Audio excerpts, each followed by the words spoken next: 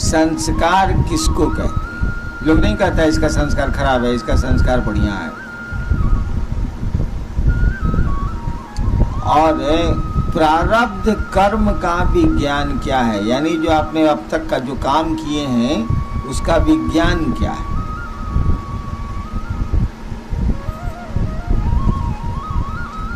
कल मैंने कहा था कि आज के लिए सवेरे चर्चा शुरू करूंगा, अभी समय पूछा तो मालूम हुआ कि 8 बजने का। मैं यही सोच रहा था कि आदमी के बस में कुछ भी नहीं है। कल मैंने सोचा था कि सवेरे इस काम को करूंगा, 6:30 में शुरू करूंगा, 7:30 में ख़त्म कर दूंगा। आज सबसे ज़्यादा विलम्ब से शुरू हुआ, 8 बजे। हाँ चलिए, संस्कार किसको कहते हैं समझिए। मान लीजिए एक आदमी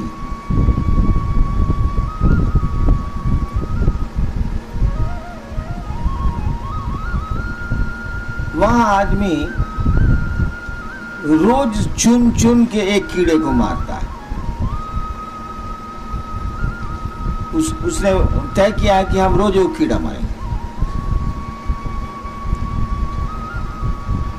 मान लीजिए कि 5 कीड़ों की हत्या की सजा भुगतने भर वो जिंदा है। बूढ़ा आदमी है, मान लीजिए थोड़ी देर के लिए, 50-60 साल का आदमी है, 70 साल का आदमी है। उसको सनक सवार है कि हम रोज वो कीड़ा मारेंगे। जब तक जिंदा रहा वो 5 साल 2 साल मारता रहा, मर गया, शरीर छोड़ दिया उसने। जितने कीड़े मारे उसने, उसका प्रतिफल, उसका प्रतिफल माने उसका रिएक्शन तो जाएगा। मान लीजिए कि 2.5 साल आपने कीड़े मारे, तो मान लीजिए कि उसका प्रतिफल आपको, नतीजा आपको 10 साल में भुगतना पड़ सकता है। अब मर गया वो 2 साल के बाद, तो ये प्रतिफल तो बच गए, रह गए। मैं आदमी पर उदाहरण नहीं देना चाह रहा। जैसे एक आदमी है जिसने 20 हत्याएं की,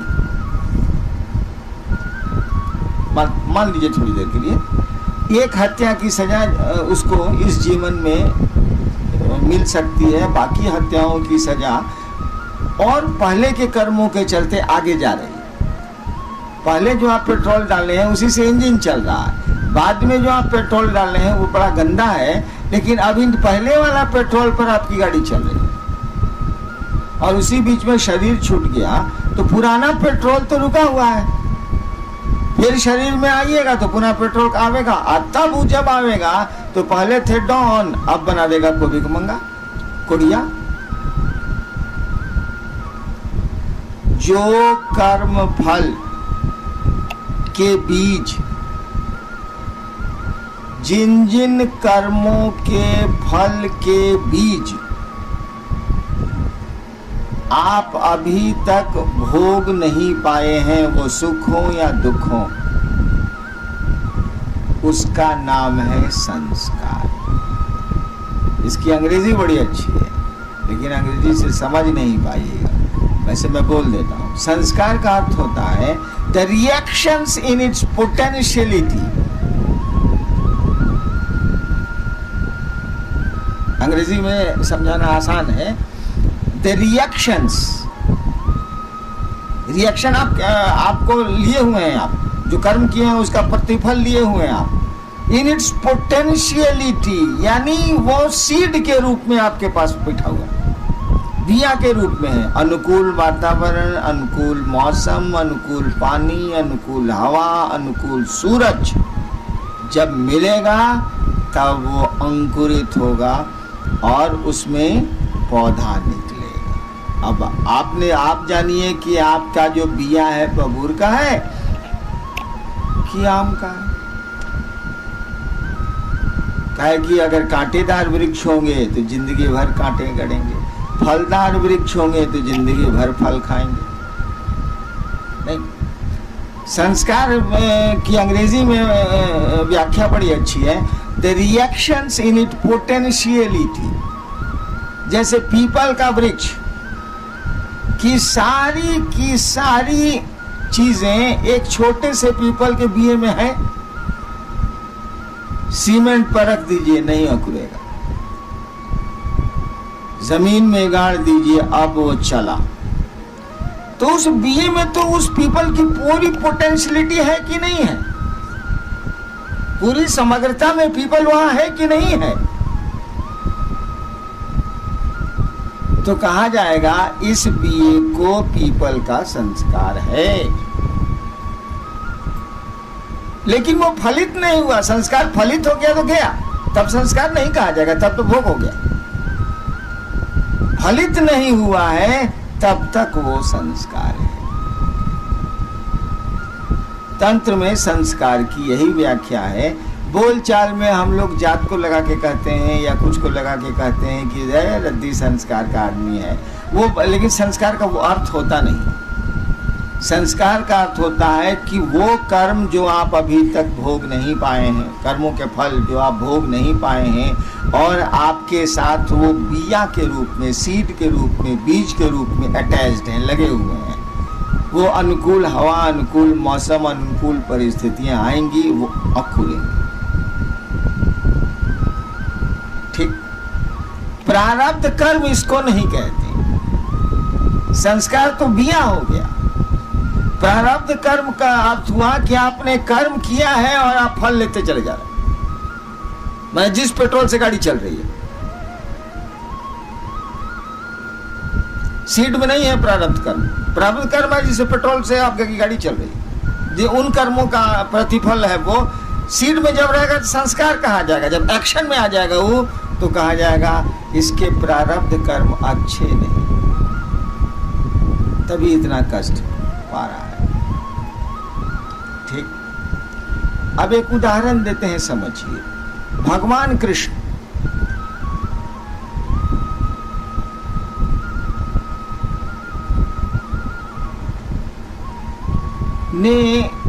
ने तो नहीं कहिएगा, भगवान कृष्ण के रहते उसमें उनकी सहभागिता रही है, इन्वॉल्वमेंट रहा है। रहते कितनी हत्याएं हुई सोचिए तो। अगर कहानी है, कहानियों पर चलते हैं, अब सच है कि झूठ है, नाम देखा नाम देखा, कितनी हत्याएं हुई। यानी भगवान कृष्ण को तो आने वाले 2-3 हजार जन्मों तक उसको तो पैखाना का पिल्लू बना देगा, बना देगा। काहे कि आप जैसा कर्म किए हैं उसका फल सीड के रूप में है, तो एक्शन भोगिएगा ना, रिएक्शन भोगिएगा ना। बना देगा? नहीं बनाएगा। क्यों नहीं बनाएगा? इसीलिए कि ये कानून तो धरती का न है, आसमान का नहीं न है। भारत का कानून पाकिस्तान में नहीं न चलेगा भैया, नेपाल का कानून भारत में नहीं न चलेगा। हम स्पष्ट हो रहे हैं। आप भारत के कानून से नेपाल में घुस जाइएगा तो नेपाल में हो सकता है अपराध नहीं हो, यहाँ अपराध हो, यहाँ अपराध नहीं हो, वहाँ अपराध हो, आपको अरेस्ट कर दिया जाएगा, सजा मिल जाएगी। यहाँ का कानून अलग है, उस देश का कानून अलग है। हो सकता है भी, बहुत जगह है, आपके कानून से दूसरे देश का कानून अलग है। नहीं तो भगवान श्री कृष्ण की पर्सनैलिटी, उनका व्यक्तित्व ऐसा है कि जो कहानियां हैं, जो मान्यताएं हैं, उसमें कहा गया ये तो भगवान आए थे, ये तो ईश्वर के अवतार थे। विष्णु का अवतार कहा ही जाता है उनको। विष्णु के 10 अवतारों में एक राम है, एक कृष्ण है, एक बुद्ध है, महावीर भी। तो कहा गया ये तो विष्णु के अवतार है, यानी भगवान है। भगवान पर ये नियम नहीं लागू होता, ये धरती का नियम। लेकिन भगवान जैसे धरती पर आएगा, अब नेपाल का, आप हिंदुस्तान के आदमी गए नेपाल, छूट गए, अब हिंदुस्तान आपको क्या करेगा? अगर नेपाल से संबंध अच्छा नहीं तो क्या हम नहीं देंगे? तब ऐसे बहुत सारे मामले हैं, हमको नहीं बोलना चाहिए। नहीं, लेकिन फिर आप नेपाल से इंडियन टेरिटरी में घुस गए, भारत की सीमा में प्रवेश कर गए, तो पहले से रखा हुआ वारंट ऑफ अरेस्ट अपराध के चलते आपको धर लेगा, नहीं धरेगा? धर लेगा। भगवान श्री कृष्ण ने जिस प्रयोजन से धरती पर अवतार लिया, तो अवतार लेने के लिए उनको जीव भाव लेना होगा। शिव जब भी शरीर में आएगा तो उसको जीव भाव लेना होगा, जैसे आपके रूप में शिव ही आया है, अवतार लेना होगा। जैसे वो अवतरित होंगे, योनिगत होंगे, जैसे होंगे वो अब धरती के कानून के पकड़ में वो आगे। कानून नहीं का बनाया हुआ, लेकिन ऊपर थे तब बनाया हुआ है, यहाँ नहीं चलेगा, यहाँ वो फंसेंगे। अब भगवान श्री कृष्ण ने मान लीजिए कि 10,000 आदमी उनके चलते मारे गए, मान लीजिए, थोड़ी देर के लिए मान लीजिए, वैसे बहुत ज्यादा है। अब वो फिर उनका शरीर छूटा, बहलिए का तीर लगा। वैसे गंजन तो भगवान श्री कृष्ण का इसी जीवन में इतना हो गया कि मत पूछिए उतनी कहानी, क्योंकि महाभारत के बाद 36 साल श्री कृष्ण जिंदा रहे। आप नहीं जानते हैं कि 36 साल की हिम क्या। महाभारत जब खत्म हो गया, 18 दिन तो चलबे किया, उसके बाद 36 साल 107 या 8 साल की उम्र में उन्होंने शरीर छोड़ा। 36 साल वो जिंदा रहे और उनकी आंखों के सामने पूरा का पूरा यदुवंश समाप्त हो गया। उनकी आंखों के सामने उनके दोनों बेटों की हत्या हुई। हत्या नहीं हुई, उन्हीं के सामने उनके बड़े बेटे को मार के, बैठे हुए हैं पेड़ की जड़ के पास, मार के जूतों से उसके सर को रगड़ा जाने लगा। तब जाके श्री कृष्ण को थोड़ा क्रोध आया, उनके सामने बेटे उनके मारे गए, आपसे में लड़के मरे, कोई दूसरा नहीं मारा। उसके बाद जो खून का मारने जाने से जो खून का छींटा उनके देह पर पड़ रहा था, बैठे हुए थे पेड़ की जड़ के पास, छींटा जो पड़ रहा था उसी को धोने वो वहां गए थे, और धो के जैसे फिर वहीं एक पत्थर पर बैठे ही थे वो कि तीर आके लगा। पारधी आया दौड़ के, कहा कि पहचान लिया, कहा पारधी मैंने बह लिया। पारधी आया दौड़ के, कहा कि भगवान हमसे भूल हो गई, हमने समझा एक चिड़िया खूबसूरत सी है, लाल ओठ है उसके, मैंने तीर चला दिया। धुंधला था, अभी सुबह नहीं हुई थी पूरी तरह, धुंधला था, आज जहर वाला तीर था चला।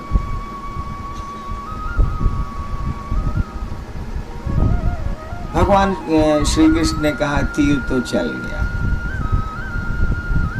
तीर तो चल गया, आप जो समझ के चलाइए, तीर तो चल गया, वो तो अपना एक्शन करेगा। गोली तो चल गई, आप जो समझ के चलाइए, वो तो अपना परिणाम लाएगी। और फिर वहीं गिरे वो। और ये भी जान लीजिए, श्री कृष्ण की लाश पड़ी है और 3 दिनों तक किसी को पता नहीं चला कि श्री कृष्ण मर गए। अंत में एक आदमी हस्तिनापुर गया, वहां अर्जुन को बोला, अर्जुन आए तब इनकी लाश उठी है। उन्हीं के जीवन में, उन्हीं के शरीर में उनका तो सब गंजन हो गया। लेकिन अब वो वापस लौटेंगे, वो परमात्मा यदि हैं तो वापस लौटेंगे और फिर परमात्मा के सदृश परमात्मा के में समाहित हो जाएंगे या रहेंगे। अब वहां ये कानून नहीं लगेगा कि इतनी हत्याएं हुई, ऐसा हुआ, वैसा हुआ, वैसा हुआ, कुछ नहीं, सब खत्म। फिर वही श्री कृष्ण आसमान में श्री कृष्ण है। लेकिन अगर दोबारा श्री कृष्ण ने जन्म ले लिया धरती पर, इंटायर कर्म फल जो उनके संचित यहाँ रुके हुए हैं, कब से धर। आप अपराध करके गए हैं नेपाल, जिस दिन भी घुसिए हिंदुस्तान, वह वारंट ऑफ अरेस्ट आपको धरेगा। बाहर है तो नहीं धरेगा। प्रारब्ध कर्मों का यही विज्ञान है। और ये जान लीजिएगा, धरती का मानी केवल आदमी नहीं होता, सभी देवता धरती के में आते हैं। कोई देवता धरती की पकड़ से बाहर नहीं, एक्सेप्ट शिव और फिर उनके लोग, कोई धरती के बाहर नहीं है। यहाँ तक भी जिसको शिवलोक बोलते हैं, शिवलोक में शिव नहीं है, शिवलोक बोलते हैं, वह भी धरती की पकड़ में, माने वहां भी ये कानून लागू है। कौन कानून? प्रारब्ध कर्मों का कानून, कर्म और उसके फल का कानून। अब प्रारब्ध का, गोरखनाथ ने एक बार कहा था कि क्या तुम संस्कार की बात करते हो, क्या तुम कर्म फल की बात करते हो, मैं तुम्हारे कर्म फल को, मैं तुम्हारे संस्कार को दग्ध कर दूंगा। अब इसकी व्याख्या देखिए, गोरखनाथ जैसा आदमी कहता है कि मैं तुम्हारे कर्म फल के बीज को दग्ध कर दूंगा, यानी आप इतना मकई का बिया ले लिए हैं रोपने के लिए, एक आदमी, आपकी मालकिनी आती हैं, उनको नहीं मालूम है कि आप रोपने के लिए मकई रखे हैं, तावा पर उठाती हैं, देती हैं भूंज रही हैं, अब लामा फूटने ही वाला है कि आप कहते रे रे रे रे काकी हमको तो रोपना था, ये तो भुजा बना दी इसका। रुक तो गई वो, कहा ठीक है नहीं भुजे, लेकिन क्या वह बिया पेड़ बनेगा? नहीं बनेगा, लेकिन वह मकई का बिया रहेगा। समझे? अकुरेगा नहीं, उससे मकई नहीं निकलेगी, पौधे नहीं निकलेंगे, लेकिन बीमार रहेगा। नहीं समझ रहे? बिया रहेगा।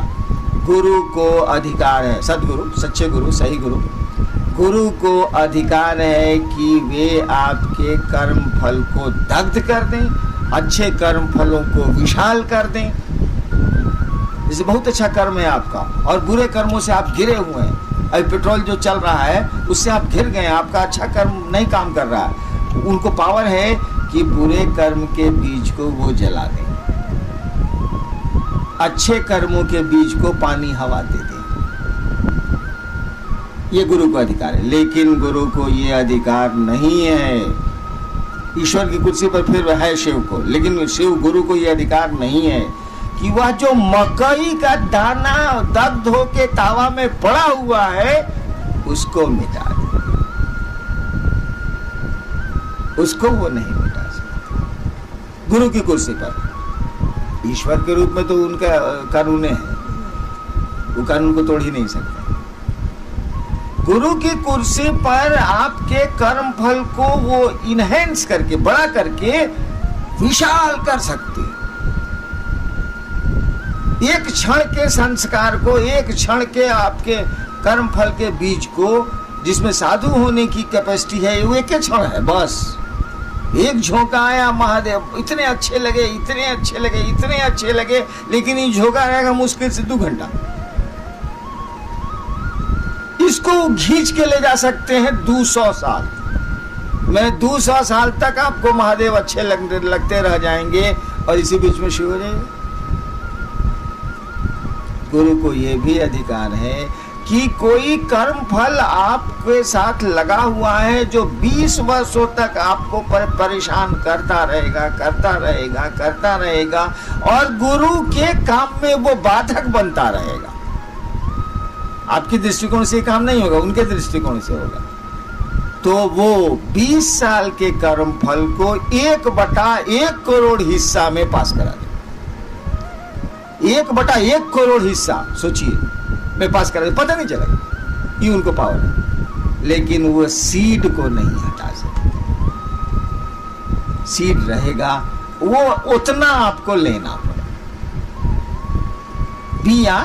बिया का भक्षण आपको करना पड़ेगा, वो बिया आपको लेना पड़ेगा, उसमें गुरु कुछ नहीं करेगा। लेकिन वह बिया पेड़ नहीं बनेगा, अंकुरित नहीं होगा, यह गुरु कर सकते हैं, उनको पावर है।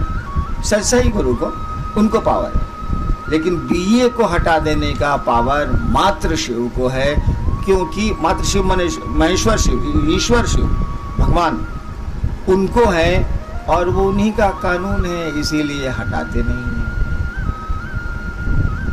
उन्हीं का नियम है, उन्हीं की इच्छा से ये सिस्टम चल रहा है, इसीलिए हटाते नहीं। अब सुनिए, मैंने कई बार कहानियां सुनाई हैं कि एक आदमी था जो कथा पढ़ता था और भगवान का बहुत बड़ा भक्त था।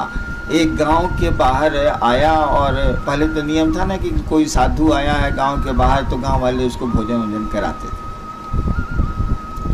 तो लोग कथा सुनने शाम में जाते थे और कथा सुनते थे और गांव के लोग उसको भोजन देते थे। गांव के बाहर एक मंदिर के बाहर टिका हुआ था।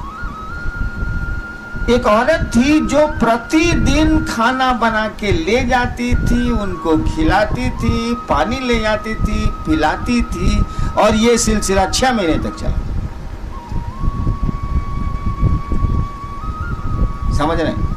6 महीने तक चला। 6 महीने के बाद उस कथावाचक भक्त को कहीं वहां से अब जाना था।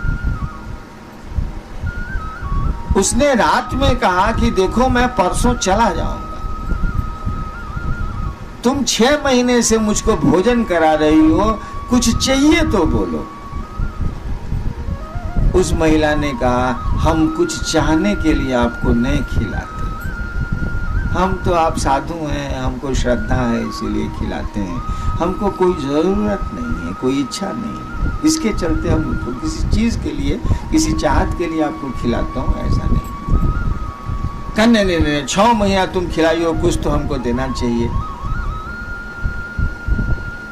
कहते नहीं छोड़िए, हम तो ऐसे ही आपको खिलाते थे, कुछ हमारे दिमाग में नहीं है, कुछ भी हम नहीं चाहें। ये एकदम जिद पर अड़ा हुआ था कि इतना दिन इसका एहसान है, कुछ दे दे। जिद किया इसने तो उस महिला ने कहा कि देखिए हमको शादी हुए 15 साल हो गए, हमको कोई संतान नहीं है। कहा ठीक है कल आओगी तुम खाना लेके, मैं परसों जाऊंगा, कल आना। रात में उसने अपने भगवान को वायरलेस किया, जिस जो भी उसका आराध्य हो। भगवान ने से इसने पूछा कि जी ऐसा ऐसा हुआ है, महिला बोली है कि हमको संतान नहीं है, हमको 6 महीना खिलाई है, आप बताइए कि उसको संतान है कि नहीं तकदीर में। भगवान ने कहा कि उसकी तकदीर में संतान नहीं। बात खत्म हो गई। दूसरे दिन वो महिला आई, कथा खत्म हुई, परसों इसको जाना था, मतलब दूसरे दिन सुबह इसको जाना था। रात में फिर सब चले गए तो महिला ने भोजन निकाला, लोटे में पानी लाया, कहा कि खा लीजिए। कहा कि देखो हम खाएंगे नहीं, तुम 6 महीना हमको खिलाई हो और भगवान ने जब कह दिया कि तुम्हारी किस्मत में संतान नहीं है, हम तुमको संतान दे नहीं सकते, हम खाएंगे नहीं। बहुत जिद की कि भैया हम तो पहले भी कहा था किसी चीज के लिए आपको नहीं खिलाना है, आप खाइए। तो आप जिद किया तब ना हम बोले हैं, हम तो बोल भी नहीं रहे थे, हम चाय के लिए खिलाया भी नहीं था आपको। वो आदमी नहीं खाया, कहा कि हम इतना भी नहीं कर सके तो क्यों खाना खाया। और महिला जिद कर रही है खाने के लिए, नहीं खाया। वह महिला बहुत उदास मन से कि हम काहे बोल दिया, बाबा जी खाए नहीं, काहे बोल दिया। उदास मन से वही खाना और वही लोटा में पानी लिए हुए घर को वापस जा रही थी। चांदनी रात थी, जा रही थी तो गांव में पीछे रोड थोड़ी ही है, खेत की मेड़ है, खेत के मेड़ पर जाना है। ये बहुत दुखी थी, सोचते जा रही थी कि हम कौन पाप किया जो हम उनको कह दिया कि हमको संतान नहीं। ती भी बहुत, अब खाए काहे नहीं वो, यही सोचते जा रही थी। उधर से को मलंग साधु चला आ रहा था। अब मेड़ तो एक एक है, कोई उतरेगा तब ना मेड़ वापस करेगा, नहीं उतरेगा तो टकरा जाएगा। साधुओं भी मलंग था, वो कुछ सोचते हुए आ रहा था, वो ध्यान नहीं दिया कि कोई सामने से आ रहा है। यो बेचारी इस चिंता में थी, इसने भी ध्यान नहीं दिया कि सामने से कोई आ रहा है। दोनों टकरा गए, खेत के मेड़ पर दोनों टकरा गए। टकरा गए तो खाने का बर्तन और लोटा फेंका गया। बर्तन फेंकाया और लोटा फेंकाया तो साधु ने देखा कि अरे इसमें तो रोटी है। साधु ने कहा माँ रोटी है। बस बिना सोचे समझे 4 गो रोटी थी, 4 गो रोटी सब्जी खाया, और लोटा अभी खेत में टेढ़ा हुआ था, उसमें पानी था, पानी पिया और कहा कि माँ जाओ, मैंने 4 रोटियां खाई हैं, तुम्हें 4 संतान होगी। बिना बोले वो बोल गया, बात आई गई, खत्म हो गई। फिर वो कथावाचक भक्त 7-8 साल के बाद अपना फिर प्रोग्राम उसी गांव में बनाया। लोग जुटे, वहां महिला भी जुटी, उसके साथ 4 बच्चे थे। तो कथा हो रही थी, उस समय तो नहीं कुछ बोला। बाद में उसको बुलाया हो कि ये बच्चे किसके? उसने कहा मेरे हैं। अरे हमको तो भगवान ने कहा कि तुम्हारी किस्मत में नहीं है, तुमको बच्चे कहाँ से हो गए? उसने कहानी सुनाई कि ऐसे ऐसे मैं टकरा गई, भोजन गिर गया, वो साधु लगता है भूखा हुआ था, बिना कुछ पूछे खा भी लिया, पानी भी पी लिया। मैंने 4 रोटियां आपके लिए लाई थी, उसने कहा जा तुम्हें 4 बेटे, मुझको बेटे हो गए। कहा ठीक है जाओ। रात में फिर अपने भगवान को ही वायरलेस लगाई, कहा सरकार आप तो हमको बेइज्जत किया। क्या हुआ? तो उसको 4 संतान हो गई और आपने कहा था उसकी किस्मत में संतान नहीं है। कहा था देखो यार, तुम पूछे थे तो हमने बता दिया कि उसकी तकदीर में नहीं है। वो ससुरा पूछी सूचिस कुछ नहीं, दे दीस, तो हम क्या करें? तो दे दीस, तो दे दीस। तुम पूछने आए थे, वो दे दीस। कुछ पूछिस था वो हमसे, वो तो दे दीस, तो अब क्या करें? जोड़ना पड़ा हमको, दे दीस तो क्या करेंगे? देखिए, तकदीर में नहीं है, एक साधु ने जोड़ दिया। ये प्रारब्ध कर्म नहीं है, ये संस्कार नहीं है। मैं अपनी बात सुनाता हूं। मुझको कुत्ते पालने का बहुत शौक, वैसे मैं है भी कुत्ता, हूं भी कुत्ता, मुझको शौक है कुत्तों पालने का बहुत। बचपन से मैं कुत्ते पालता था, छोटा था तभी से कुत्ते पालता था। धनबाद में मैं जब स्कूल में पढ़ता था 6ठा-7वां में, तो मेरे पास 2 कुत्ते थे। एक का नाम था शेरा, एक का नाम था टाइगर। तो मैं ही पाले हुआ था, मेरे साथ रहता था दोनों कुत्ता। स्कूल से तो मॉर्निंग में चले आना है, 6ठा-5वां में साला स्कूल कितना देर का। मैं छत पर खुराफात करते रहता था। महादेव का एक फोटो था शीशा वाला, उसको निकाल के सीढ़ी पर लगा के, फिर पेट्रोल वाला टीन लेके पाइप लगा के साला महादेव के फोटोए पर पानी गिराते थे, उसके कांटी में घुसाने वाले पर साला 10 मिनट में फोटोए गल के गिर जाता था। यही कुछ मैं कर रहा था। तब तक नीचे 2-3 साधु थे, 3 साधु थे लाल कपड़ा पहने हुए, आवाज दी। तो हम ऊपर से बालकनी से झांके, देखा कि 3 गो साधु है बरामदा के आगे नीचे। दोनों कुत्ता तो मेरे साथ ही रहता था। हम कहा दोनों कुत्ता चला नीचे, मैं भी उसके साथ था। मैंने छिटकी नहीं खोली तो तीनों साधु खड़ा था सामने। हमने कहा कुत्ता को, दोनों कुत्ता हाउ हाउ हाउ करते हुए तीनों साधु पर पड़ गया। तीनों साधु भाग चला, भागते भागते बोला साला हम पर कुत्ता छोड़ा है, तुम IAC नहीं पास करे।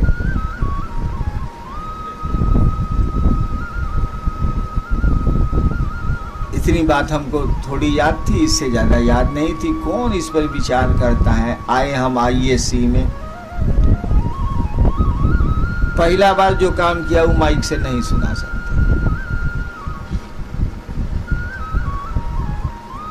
एगो प्रोफेसर साहब अपनी बेटी उस हमारे क्लास में पढ़ती थी, आ रहे थे। हम कहा प्रणाम सर, नया नया ब्याह किए हैं क्या? अब बेटी को कह दीजिएगा कि नया नया ब्याह किए हैं तो का आपका असर होगा। मैं कॉलेज से निकाल दिया। दूसरी जगह गया जहाँ ये टीचर थे, एगो हमारे साइंस के हेड ऑफ डिपार्टमेंट थे। हम किया क्या था बदमाशी, H2S गैस होती है ना, जो बड़ी बसाती है, साइंस के तो स्टूडेंट लोग हैं, तो उसको बरामदे में बना के उसमें क्लिप लगा दिया जाता है रबर में कि गैस नहीं लीक करे। खरी प्रयोग करना होगा तो उसको बीकर में डाला जाएगा, ऐसे बंद रहेगा। खुल जाएगा तो साला तो इलाका का इलाका गंधाइन कर देगा। तो मैं अकेले एक दिन जा रहा था कॉलेज में, ऊपर में लेबोरेटरी थी, कुछ जो पाइपवा में क्लिपवा लगा हुआ था, खोल के हम पॉकेट में रख लिया, चले। 20 मिनट के बाद तो पूरा कॉलेज गंधाइन गंधाइन गंधाइन हो गया। साला लेबोरेटरी बॉय हमको देख ली, कह दिया HOD को, हेड ऑफ डिपार्टमेंट को, हमको बुलाया गया। हम कहा सर को हम तो नहीं जानते हैं सर, हम क्या जाने सर, क्या नहीं लेबोरेटरी बॉय आपको देखा है। हम कहा सर कौन चीज़ देखा है, तो हमको बाहर ले गया, H2S क्लिप लग चुका था H2S गैस के पास। कहा उसमें प्रैक्टिकल कंपलसरी था, अगर प्रैक्टिकल में फेल तो फेल। तो बोला कि देखिए मेरी ज़िंदगी तक आप पास नहीं करिएगा। हम कहा सर हम पास तो नहीं करेंगे, लेकिन आप भी फेल कर जाइएगा सर। सर ऊपर से कूद जाएंगे तो अब क्या होगा सर। 2 साल गया। तिबारा एक बहुत बड़े गुरु जा रहे थे साहेबगंज से, मैं उनका दुल्हरुआ था, फर्स्ट क्लास में थे, उसमें फर्स्ट क्लास था। हम कहा बाबा दोनों बार झगड़ा करके हम परीक्षा पास नहीं किए हैं IAS से। एक लाइन वाली बोला, सड़क बंद हो तो डाइवर्सन ले लो, सड़क बंद हो तो डाइवर्सन ले लो। मैंने अगर मार्ग बंद है तो पार मार्ग से जाइए, डाइवर्सन जाइए। साइंस में पढ़ते हो ना, आर्ट्स में चले। उसके बाद मेरा रिजल्ट क्या है, बैठूंगा 7 विषय में हमको डिस्टिंक्शन आता था, जबकि रात भर मसान में रहते थे, इन्हीं के साथ रहते। देखिए हमारे कर्म फल में तो नहीं था कि IAS पास नहीं करेगा, साधु ने डाल दिया, कुत्ता लुकाने पर। अब वैसे लोग नहीं है, लेकिन एक जमाना था कि थे लोग। वो बोला कि IAS से तुम पास नहीं करेगा, और IAS में बॉटल नेक हमेशा हो जाए, हमेशा हो जाए, हमेशा हो जाए। तो फिर एक गुरु ने ही मुझको कहा कि सड़क बंद हो तो बगल के रास्ते से निकल जाओ। साइंस में हो ना, उनका जी आर्ट्स में चलो। यानी प्रारब्ध कर्मों का विज्ञान देखिए, कोई कर्म नहीं है आपके, अतः वो लगा दिएगा या वापस ले लिएगा, दोनों होगा। बहुत कर्म फल है आपको कि बहुत तबीयत खराब रहेगी, बहुत तबीयत खराब रहेगी, आप आए मेरे पास, हमको जाए दूर ठीक हो जाएगा। वो जो सीड वहां तक काम किया है, उसके बाद मुरझाने लगेगा, मुरझाने लगेगा तो पेड़वा मुरझा जाएगा, पेड़वा जब मुरझा जाएगा तो कटवा कहां से करेगा, मुरझा के मर जाएगा। यानी ये ऐसा कौन कर सकता है, इसका विज्ञान समझिए। ये पूरा का पूरा सिस्टम, पूरी की पूरी ये पद्धति कि कर्म कोई करेगा और कर्म के फल लेगा, ये तो उस शिव की इच्छा से ना है, उस ईश्वर की इच्छा से ना है। इसके पीछे जो कानून का बल है वो तो शिव की इच्छा है ना, पार्लियामेंट वहां थोड़ी है। ये भाई धरती पर जो भी सिस्टम चल रहा है वह शिव की इच्छा से न चल रहा है। कर्म कर्म फल का विज्ञान, कर्ता आप हैं तो कर्म आप करिएगा, कर्ता कर्म करेगा तो कर्म के फल भी लेगा। कर्ता आप नहीं है तो आप कर्म नहीं करेंगे। सब करे छथिन महादेव, बोली में नहीं मौन बूझने लगा, आप कोई कर्म नहीं हो रहा, सब कर्म महादेव कर रहे हैं। हम नहीं करे छी हो महादेव जनथिन बा, भूख लगल छे जाई छी कुछ खाएला। अब आप करता नहीं है, तो जब करता नहीं है तो कर्म कैसे करिएगा। तो आपका मन तो बुझ रहा है महादेव करता है, आप तो माध्यम है, मशीन हो गए आप। तो कर्म ही नहीं कीजिएगा तो फल कहां से लीजिएगा।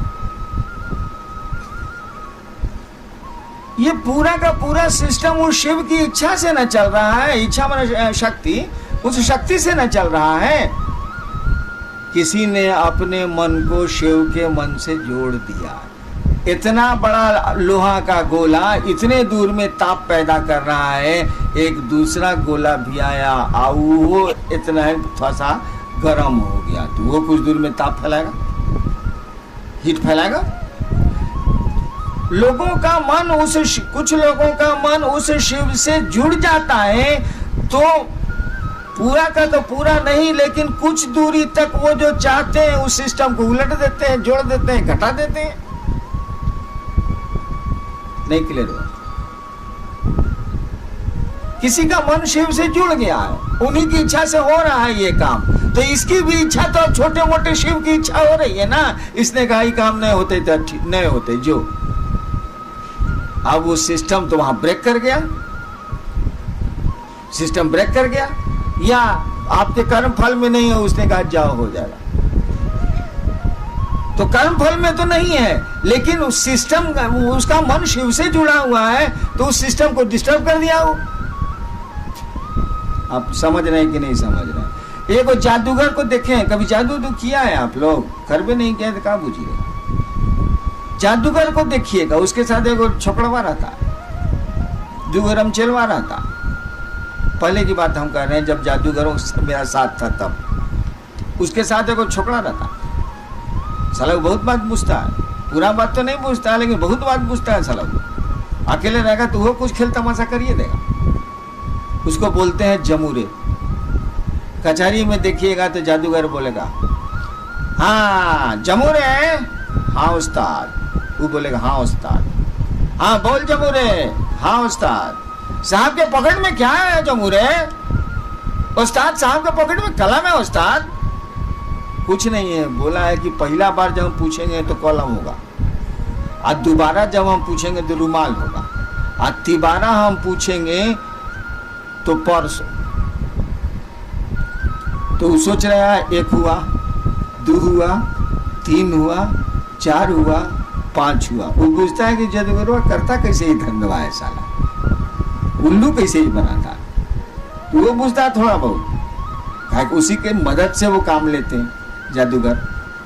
तो महादेव के साथ जो जमूरे रहते हैं ना साले, इनको भी थोड़ा थोड़ा बुझाने लगता। इसीलिए ये भी कुछ कहीं ना कहीं पेचकस सिस्टम में लगा देते हैं। जब पेचकस वाल लगा देंगे तो साला पेट्रोल जाना था साला 1 mm तो जा रहा है साला आधा mm। पेट्रोल जाना था आधा mm, स्क्रू को ढीला कर दिया, जा रहा है 5 mm। जाए साला। समझ रहे इस बात को कि नहीं? प्रारब्ध कर्मों का विज्ञान भी प्रभावित होता है साधुओं के, साधु में सही साधु, साधुओं के द्वारा, फकीरों के द्वारा, मस्त मौला लोगों के द्वारा, जिनका मन उस खुदा, उस भगवान से जुड़ रहा है। जुड़ जाए, ज्यादा जुड़ जाएगा तो साला वो बुझ जाएगा कि हमसे बढ़िया महादेव चलाते हैं, हमने बोलेंगे ठीक है। जब ज्यादा जानेगा तो वो ये जानने लगेगा कि हम कितना बढ़िया चलावेंगे, महादेव जैसा नहीं चला सकते। छोड़ दे रहे, मत पेचकस उठा। कौन जानेगा, जैसे हम लोग के जैसे आदमी कौन जानेगा तो नटवा टाइट है का खोल दिया जरा से, हाँ पानी जा रहा है। महादेव भी देख के अख बका रहे हैं कि साला ये जमूरे सब इधर से उधर करते रहता है। बताओ यार, ये प्रारब्ध कर्मों का विज्ञान यही था, संस्कार। 40 मिनट हो गया, आप सबों को प्रणाम। आप घर को जाइए, कल फिर मिलते हैं। आज का विषय हो गया ना सर?